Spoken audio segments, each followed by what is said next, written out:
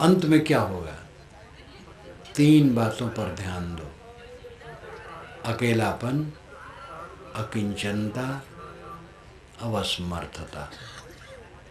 ये तीनों आएगी। महापूंजीपति हो, बहुत बड़ा स्वामी हो, देखो कितने स्वामियों के हजारों पोस्टर चित्र के लगे हैं कुंभ मेले में, अरबपति लोग हैं, चाहे जो हो, सबके लिए तीनों बात आने वाली है। मनुष्य मात्र के लिए अकिंचनता, अकेलापन और असमर्थ में असमर्थ होकर खाट पर पड़ेगा अंतिम समय में, तो अकिंचनता रहेगी। उसके पास क्या रहेगा?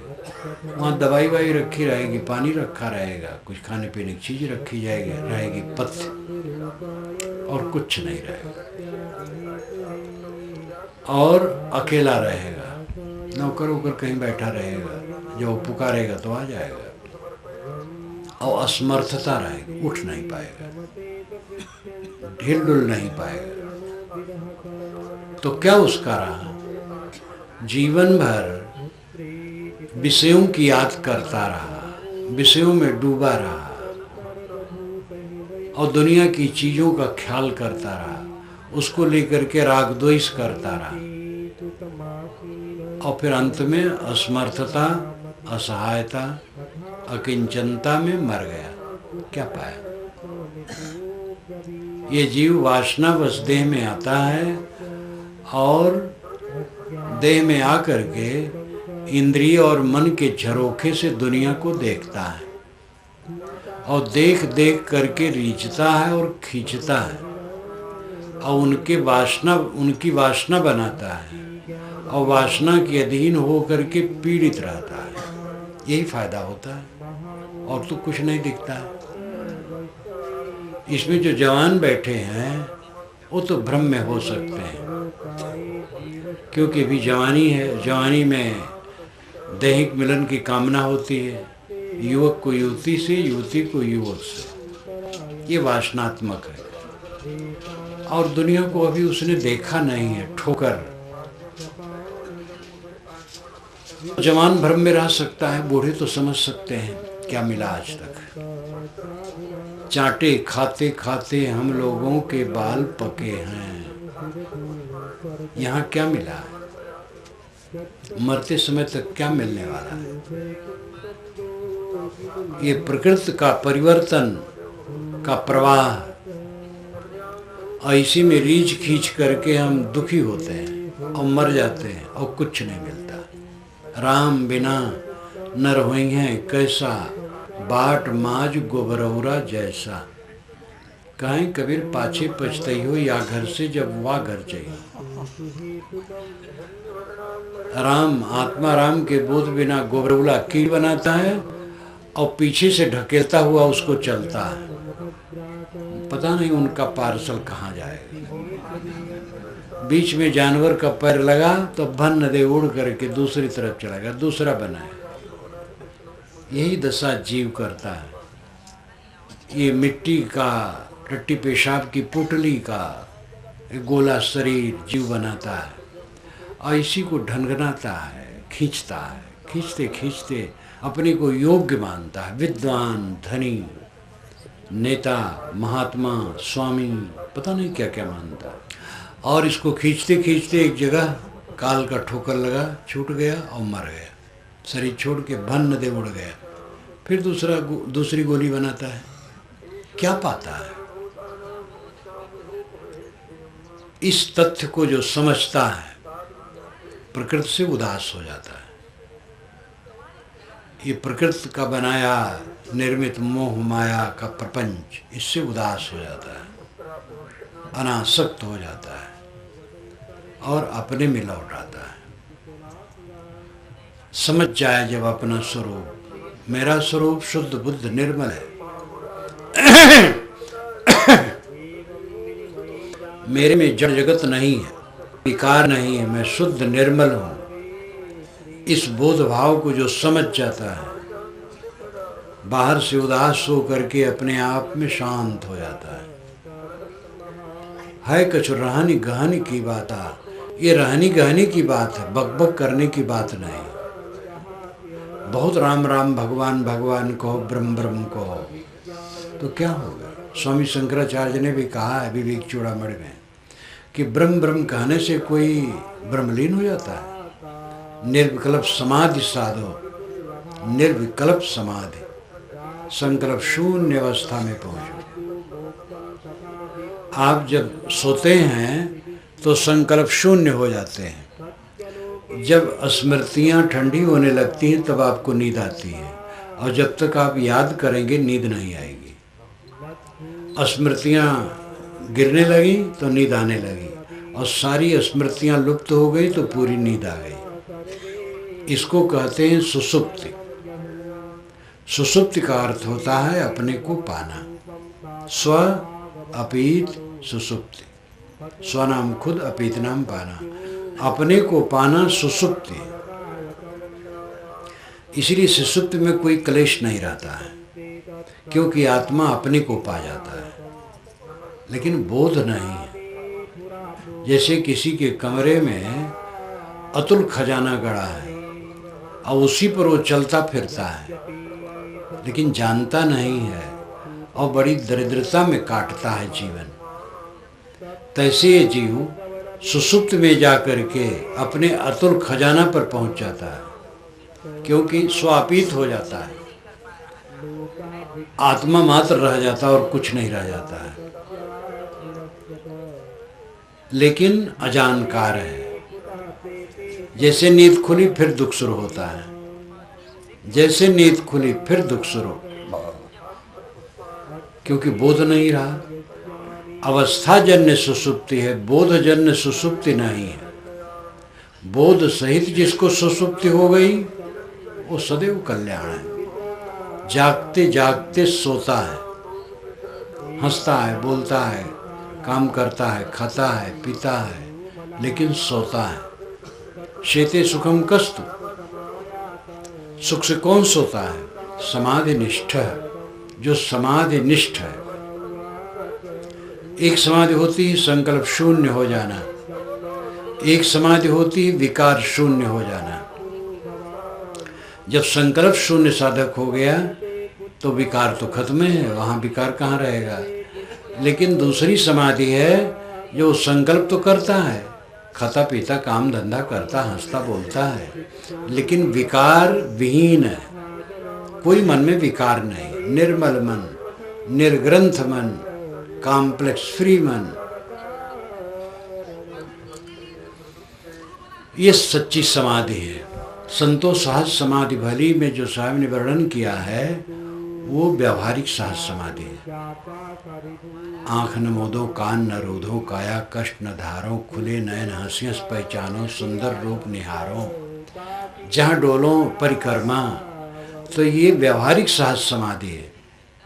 खाते पीते काम धंधा करते, हंसते बोलते, निर्विकार मन।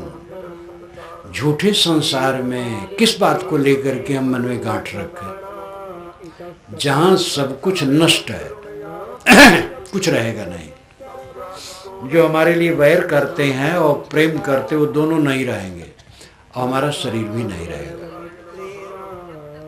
किस बात को लेकर के उद्वेग?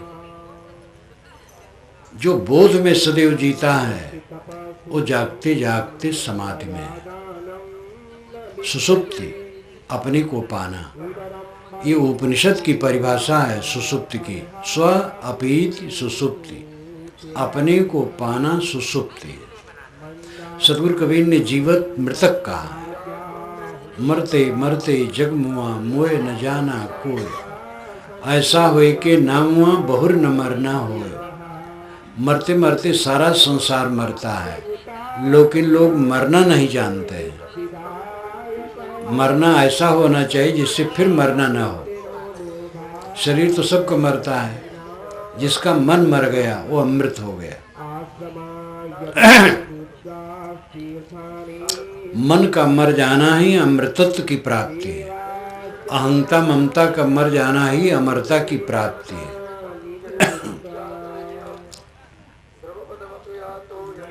तो सदगुरु कहते हैं है कुछ रहनी गहन की बात है।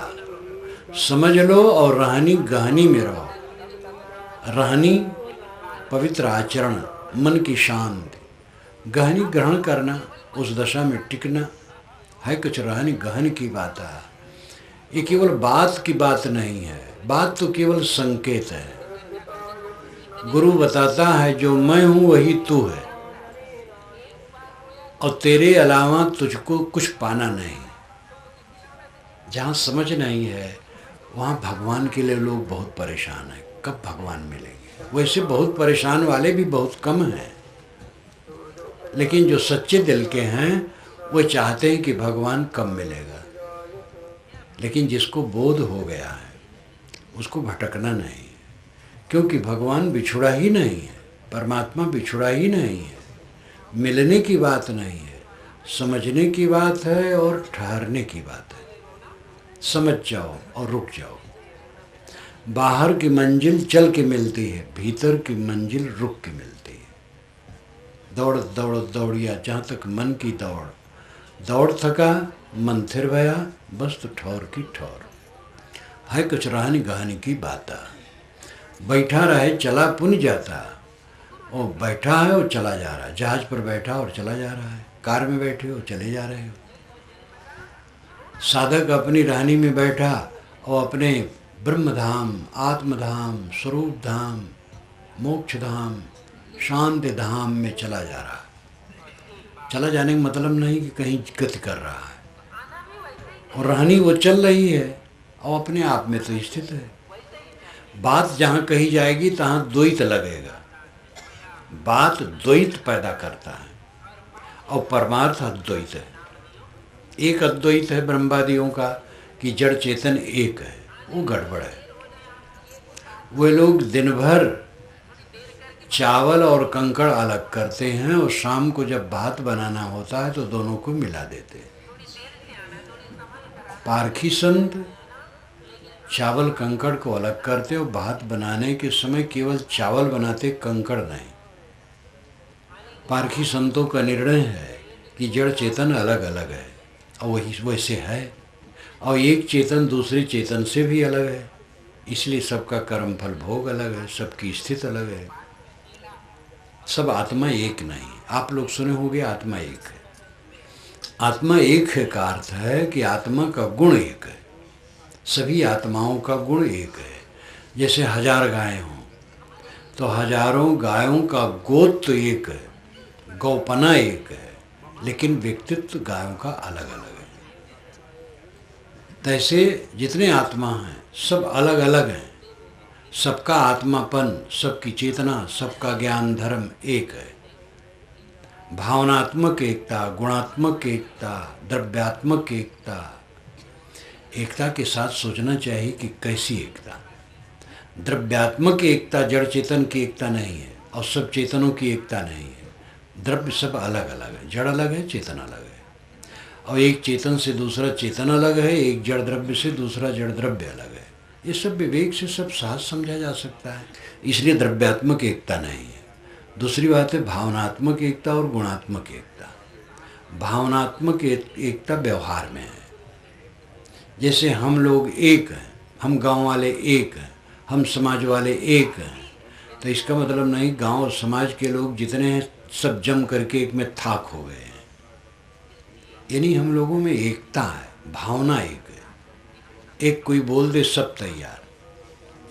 इसकी याद मुझे आती है जिस गांव में मेरा शरीर जन्मा, उस गांव में ब्राह्मण, क्षत्रिय, वैश्य, शूद्र, अतिशूद्र जिनको कहते हैं रूढ़ी से, वे सब थे, आज भी हैं।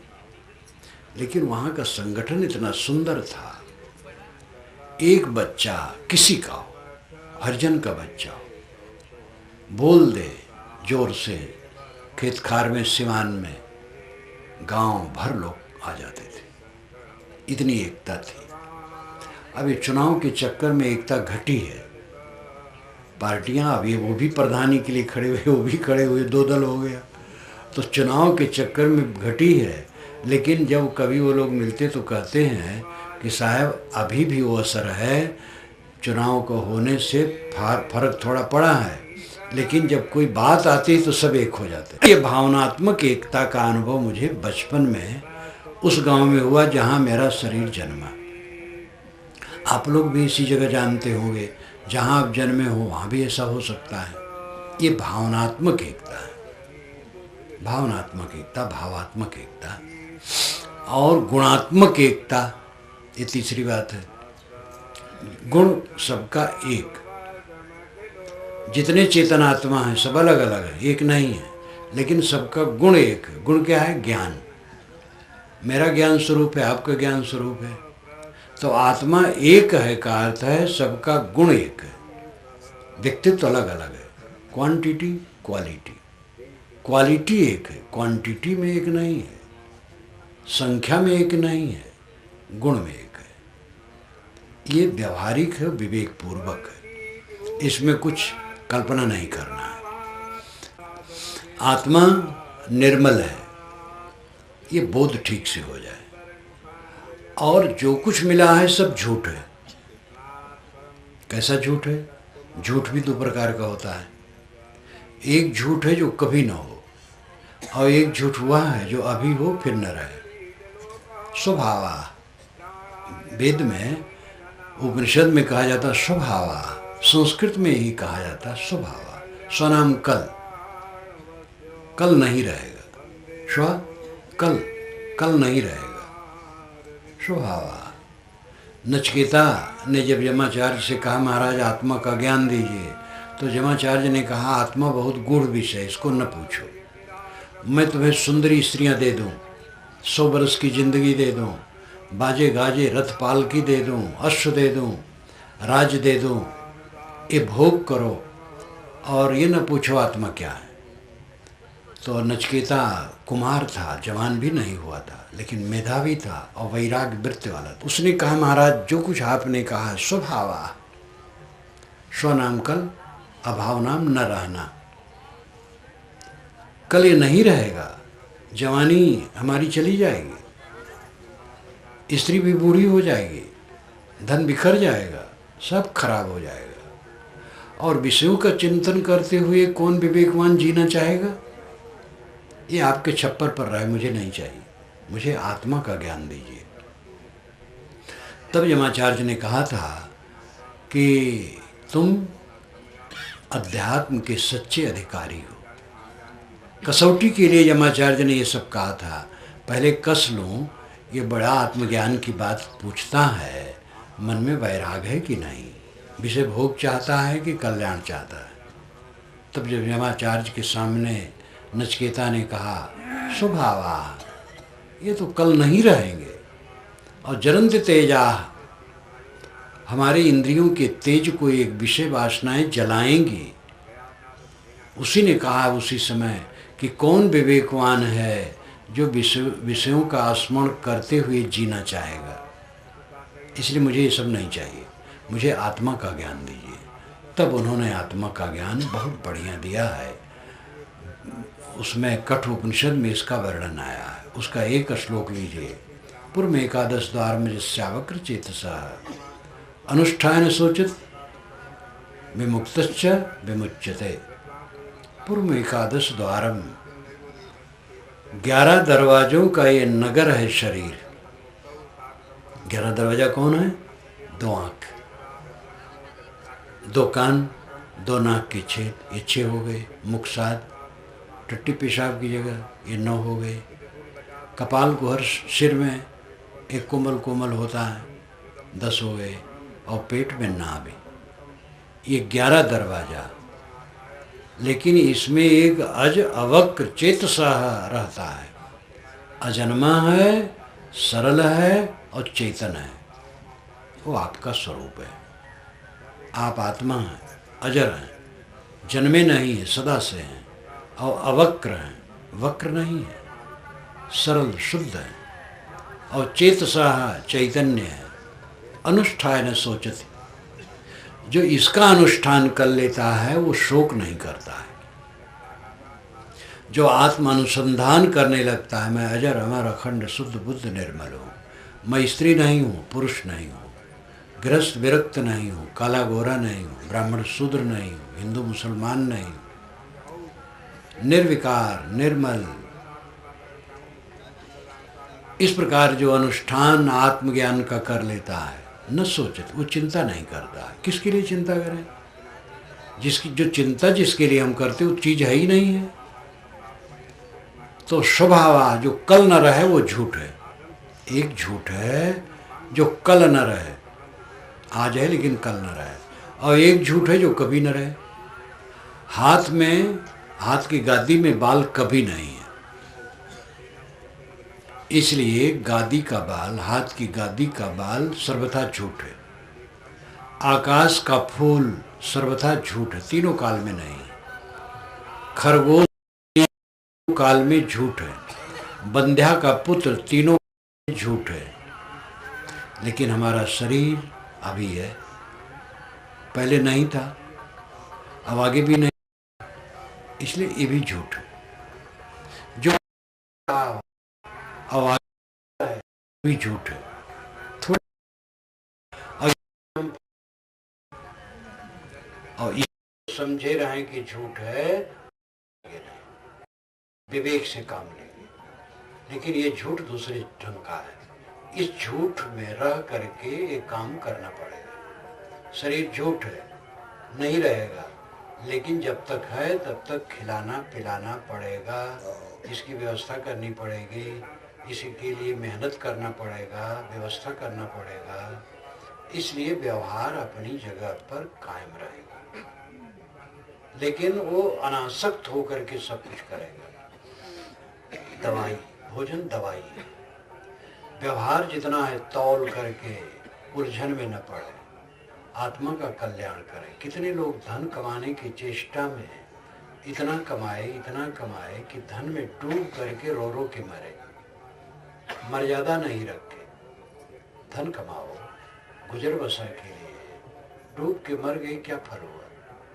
क्यों कमाते हैं? खाने के लिए। क्यों खाते हैं? जीने के लिए। क्यों जीते हैं? पता नहीं। कमाओ खाने के लिए, खाओ जीने के लिए, जियो आत्म कल्याण की साधना के लिए। लेकिन यही काम लोग नहीं करते हैं। कमाते हैं, खाते हैं, जीते हैं, बस 2-4 बच्चे पैदा कर लिए, उनसे लड़ते झगड़ते और मर जाते हैं और कुछ नहीं। ये क्या जीवन है? लड़के पैदा होना भी गृहस्थी में स्वाभाविक है। सब तो विरक्त होंगे नहीं, सब क्या हो, कोई एक होगा, बिरले होगा, और लोग गृहस्थ रहेंगे। तो गृहस्थी में रह करके बच्चे हो जाते हैं तो आपके ऊपर जिम्मेदारी आई गई, निभाओ। क्या करोगे? जिनके बच्चे नहीं होते वो रोते हैं कि हम निर्वंशी हैं। जिनके बच्चे नहीं हैं वो सौभाग्यशाली हैं, क्योंकि आधी झंझट में पड़े हैं, आधी झंझट में नहीं पड़े। आधी झंझट है विवाह और आधी झंझट है बच्चे। आप कहेंगे वाह, ये झंझट न होती तो समाज कहाँ से आता? समाज तो आए इसी झंझट में। तो समाज में सब रो तो रहे हैं, क्या पाए हैं? सब तो रो रहे हैं। अब इस समाज में जो आया है, मानव समाज में, सफल वह है जो इस झंझट को झंझट समझ ले और अपने मन को निर्मल रखे।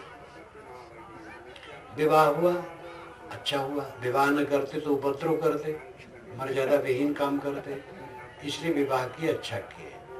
बच्चे नहीं हुए तो प्रकृति ने आधे में रोक दिया झंझट।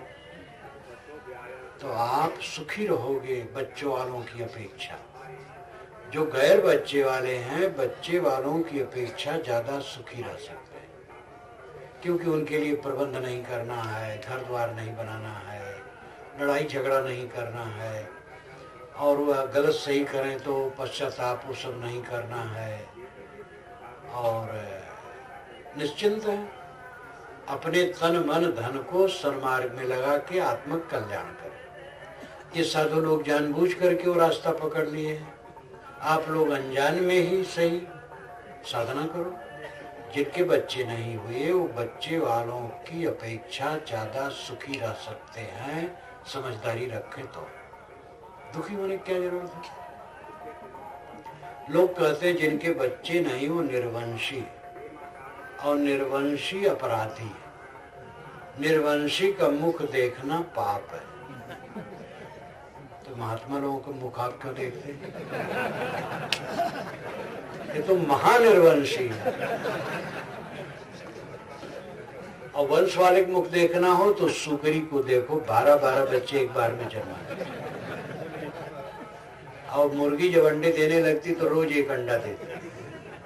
दीमक रानी हजारों अंडे देती है, तो उनका मुख देखो। वंश से कोई सौभाग्यशाली नहीं। सौभाग्यशाली है जो राम भजन करता, आत्मलीन है, जिनके बच्चे न हो बिल्कुल ग्लान न करे, विवेक से जिए। और जिनके बच्चे हैं वो बच्चों की जिम्मेदारी निभा करके साधना में लगे, उसमें डूबे न रहे। देखो जानवर के बच्चे होते हैं, गाय जानती है, दूध पिलाती है, दूध छूट गए बस छूट गए, बैल जानता ही नहीं। अब आप लोगों के बच्चे हो गए, तब भी पोतों के पीछे पड़े रहते हैं। ये पौत्रों की शादी देख लें तब नजर में आनंद आए। अपनी शादी से रो रहे हो, पुत्रों की शादी। इस पर याद आती है, मैं छत्तीसगढ़ में ट्रेन में चल रहा था, रिजर्वेशन था, तो साइड में 2 रिजर्वेशन 2 नौजवानों का था। तो ऊपर वाला हंसा, तो नीचे वाले ने कहा हंस ले, आज हंस ले, कल से तो रोएगा। तो मैंने कहा बेटा क्यों इसको ऐसा कहते हो? कहे महाराज ये दूल्हा है, कल शादी होगी इसकी, कल से रोएगा ये। हम कहे अच्छा, तो जानते तो सब है, जान करके फिर करते हैं। यही व्यामोह है। तो रोते रोते तो जिंदगी बिताए हो, अब पोते को रुला करके सुखी होना चाहते हो? पोतक शादी हो जाए। कितने लोग पोते की शादी कर देते हैं 10 वर्ष की उम्र में। एक भक्त के घर में भोजन कर रहा था, तो उनका संयोग ऐसा था कि गृहपति को बच्चा नहीं हो रहा था, लेकिन वो पारखी थे। ये घटना है भदरसा भरतकुंड, अयोध्या के दक्षिण तरफ। लेकिन वो पारखी थे, कभी नहीं सोचते थे बच्चे हो जाए ना हो जाए। देवी देवखुरी मनाना तो बातें नहीं रहा। लेकिन उनको 50 वर्ष के बाद उनकी पत्नी को बच्चा हुआ। तो बच्चा हुआ तो उसका 10-11 वर्ष की उम्र नहीं हो गई। तो मैं भोजन कर रहा था, उस समय अंतराल हो गया था, आने जाने में हमारा कार्यक्रम बढ़ गया था, तो काफी दिन के बाद गया। तो भोजन करते करते मैंने कहा कि अच्छा देखो ये ध्यान रखना कि बच्चे को जवान होने दो, पढ़ाओ लिखाओ, कम से कम 20 वर्ष की उम्र हो तब शादी करना, नहीं तो 25 में। तो सब चुप। मैंने कहा भाई बात क्या है? तो किसी ने दबे जवान से कहा साहब शादी कर दी गई। हम क्या ऐसा अपराध क्यों किए? कि पिताजी ने कहा मैं अपनी आंखों से देख लूं पोते की शादी। हद है अज्ञान। बाल विवाह तो काफी रुक गया है, लेकिन अभी भी कई क्षेत्रों में। जिनके बच्चे हैं, बच्चे को निभा दो। अपने बच्चे को पढ़ा लिखा करके काम धंधे में लगा दिए, शादी विवाह कर दिया, आपका काम खत्म हो गया, भजन में लगो। अब बच्चे के बच्चे हुए तो उसके मोह पड़ गए। बच्चा, आपका बच्चा अपने बच्चे के चक्कर में पड़े, आप क्यों पड़ो उसके? अब तो साधना करो। लेकिन ये बूढ़े लोगों को बड़ा मुश्किल है। कहते हैं जितना बुढ़ापा बढ़ता है उतनी ममता और तृष्णा बढ़ती है। तो कोई जरूरी नहीं है, विवेकवान को नहीं बढ़ती है। जितना वो बूढ़ा होता है उतना वो जीवन मुक्त होता है। बुढ़ापा जीवन मुक्त के लिए है। तो मैं कह रहा था कि 2 प्रकार का झूठ होता है। एक झूठ जो कभी न हो, और एक झूठ जो अभी हो और फिर न हो। ससा के सींग कभी नहीं है, वो झूठ है कि मैंने कभी वो है ही नहीं है, ऐसा झूठ। और एक झूठ है हमारा शरीर है लेकिन आगे नहीं रहेगा, तो ये भी झूठ है। इसी पर साहब ने कहा है कि है कहूं तो है नहीं, नहीं कहा ना जाए, हाँ नाही के बीच में साहब रहा समाए। शरीर को कहूं कि है तो कैसे कहूं? रहता नहीं है। लेकिन जब तक है तब तक नहीं कहने से काम नहीं बनेगा, इसका प्रबंध करना पड़ेगा। हाँ नाही के बीच में साहेब रहा समाये, विवेकवान हाँ नाही के बीच में रहता है भी और नहीं भी। है थोड़े समय के लिए और नहीं है अनंत काल के लिए। मेरा शरीर है कितने दिन के लिए है? कुछ सेकंड, मिनट, दिन, सप्ताह, महीने, वर्ष के लिए है, कुछ पता नहीं। लेकिन इतना पक्का है कि थोड़े दिन में नहीं रहेगा। और जब नहीं रहेगा तो कितने दिन के लिए नहीं रहेगा? अनंत काल के लिए। तो है तो कण बराबर और नहीं है पर्वत बराबर। और जो नहीं है उस पर हमें ध्यान नहीं है उसी पर ध्यान है। इस पर साहब ने व्यंग किया, है हुए रही पूजी गई बिलाए। हमारे पुत्र है, धन है, मठ है, मंदिर है, चलाई है, अनुगामी है करते साधु गृहस्थ दोनों भटके हैं। रामराज साहब ने इसलिए बड़ा निष्पक्ष निर्णय दिया है पंचग्रंथि में। साधु गृहस्थ दोनों भटके हैं, जहाँ पारक है वहीं जागृति है। तो पारक का मतलब खाली पारखी नाम धराने से नहीं होगा। पारक का अर्थ है विवेक करके मोह से अलग हो जाना। आपको घर बांधेगा, हमें आश्रम बांधेगा, मोह करेंगे तो।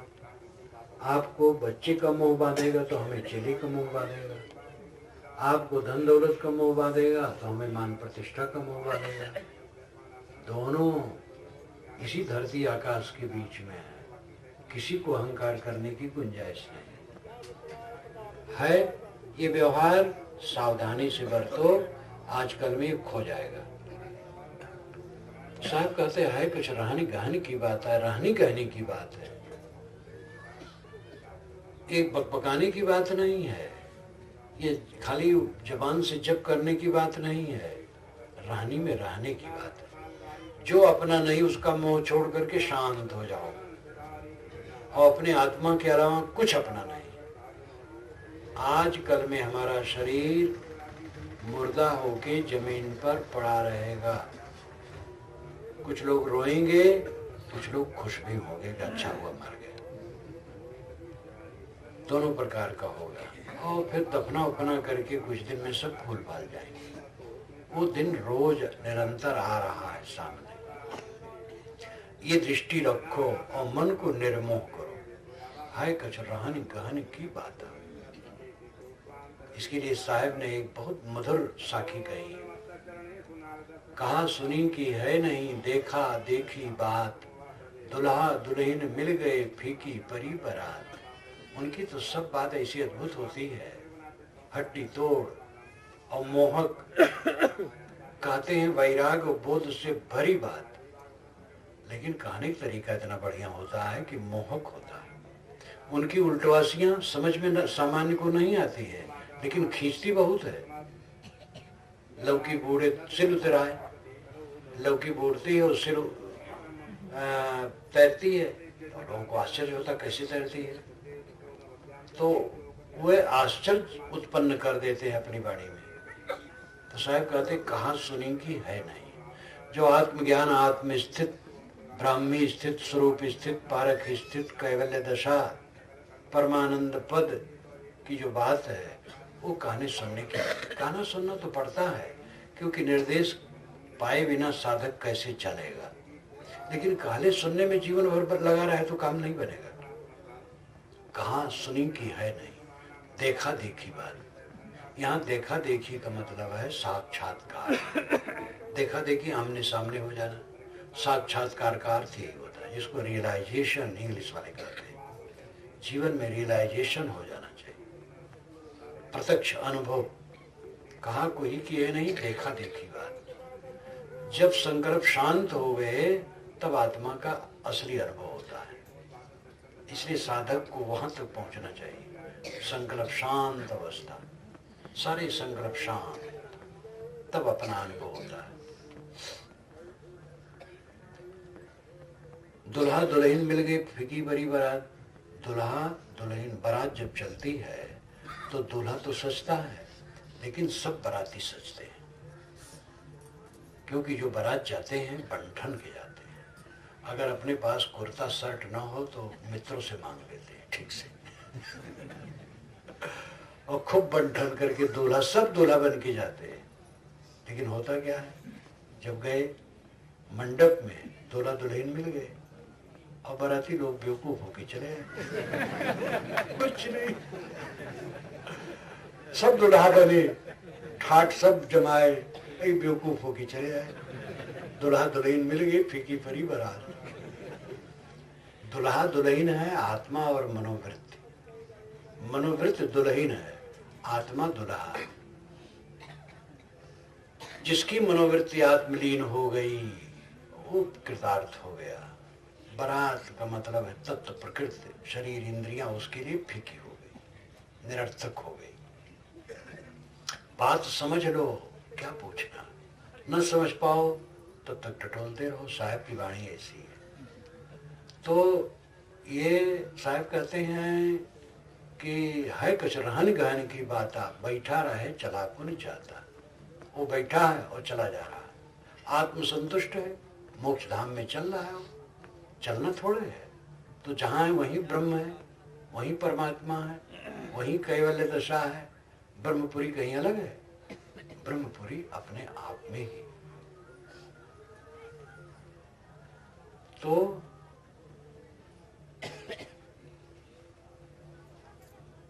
साहब कहते हैं कि है कच रहनी गहनी की बात, बैठा रहे चला रहे बदन नहीं स्वांग स्वभाव। साहब निर्देश करते हैं कि शरीर में स्वांग का स्वभाव न बनाओ। बहुत वेश का टीम टाम न करो, बहुत वेश दिखाने की चेष्टा कि हम बड़े बाबा हैं, ऐसा नहीं, सरल रहो। रहे बदन नहीं स्वांग स्वभाव। मन अस्थिर नहीं बोले खाओ, मन में शांति रखो और बोलो मत, बक बक मत करो। बोलने के एकदम बंद कर दो ऐसा नहीं कहते। विजानन विद्वान बहुते नातिवादी, जो विवेकवान होता अतिवादी नहीं होता, बड़बड़ के बात नहीं करता, काम भर का बोलो, संयम से रहो। बोली तो अमोल है, जो कोई बोले जान, ये तराजू तौल के तब मुख बाहर। एक एक बोली होती जिसकी कीमत अदा नहीं की जाती, लेकिन जब विचार करके बोला जाए, ये तराजू तोल के तब मुख बाहर। आदमी जितना अंतर्मुख होगा उतनी उसकी वाणी संयमित होगी।